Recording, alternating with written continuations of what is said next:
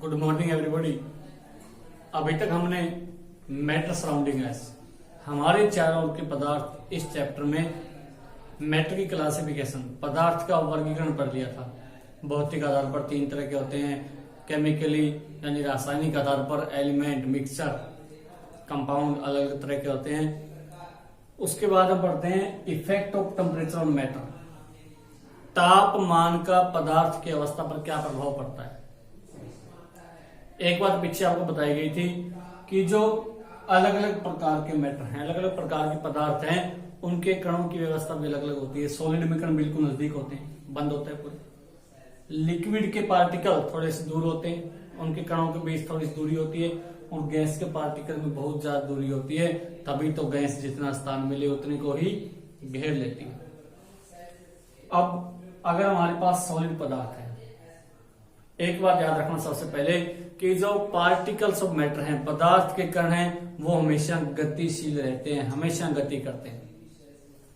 और जैसे ही टेम्परेचर बढ़ाया जाता है, जैसे ही टेम्परेचर को बढ़ाया जाता है तो पदार्थ के कणों की गतिज ऊर्जा बढ़ जाती है। इस पॉइंट को अपने माइंड में रख के पूरी बात पढ़नी है कि the kinetic energy of particles increases. The kinetic energy of particles increases within increase of temperature. Temperature को बढ़ाने से पदार्थ के कणों की गतिज ऊर्जा बढ़ जाती है। अब गतिज ऊर्जा बढ़ जाती है अगर हमारे पास सॉलिड है, ठोस, उदाहरण के लिए बर्फ का टुकड़ा है, हम उसको गर्म करते हैं।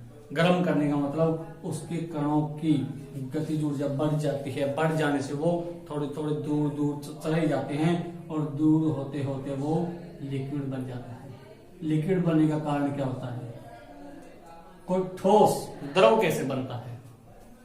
कारण क्या होता है कि जब हम ठोस को गर्मी देते हैं, हीट देते हैं, पार्टिकल्स दूर दूर हो जाते हैं और वो लिक्विड बन जाता है, यानी पिघलना शुरू कर देता है। बर्फ है हमारे पास, हमने उसको फ्रिज से निकालकर कमरे में रख दिया, कमरे का तापमान फ्रिज से ज्यादा है तो बर्फ के पार्टिकल चलने लगेंगे, उनकी गतिज ऊर्जा बढ़ जाएगी और उनके बीच की दूरी धीरे धीरे बढ़ जाएगी तो वो द्रव बन जाएंगे।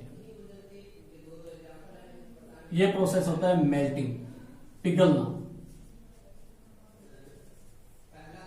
मेल्टिंग। अब हमने बर्फ को बाहर रखा, बर्फ पिघलना शुरू कर गई। और जिस टेम्परेचर पर कोई ठोस पदार्थ पिघलना शुरू कर देता है वो होता है मेल्टिंग पॉइंट। मेल्टिंग पॉइंट,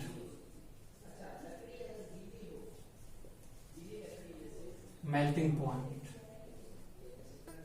गलना कहते हैं हिंदी में। लिखना है आपने, ध्यान से सुनना। The minimum temperature at which any solid starts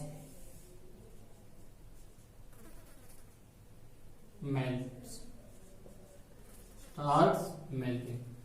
वह कम से कम तापमान जिस पर कोई ठोस पिघलना शुरू कर देता है वह उसका गलनांक कहलाता है, वह उसका मेल्टिंग पॉइंट होता है। मिनिमम टेम्परेचर, कम से कम टेम्परेचर उसको कितना चाहिए कि वो पिघलना शुरू कर दे, वो उसका मेल्टिंग पॉइंट होता है। एक बात क्लियर हो गई कि जब टेम्परेचर बढ़ाते हैं तो सॉलिड लिक्विड में बदल जाता है, आइस का वाटर बन जाता है, बर्फ का पानी बन जाता है।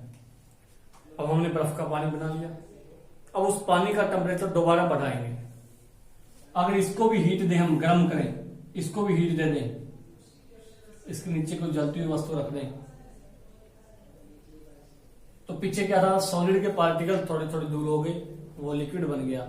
अब लिक्विड के पार्टिकल कुछ दूर तो पहले ही हैं, अगर हम उसको और ज्यादा हीट देंगे तो उन कणों की गतिज ऊर्जा बढ़ जाएगी, काइनेटिक एनर्जी बढ़ जाएगी।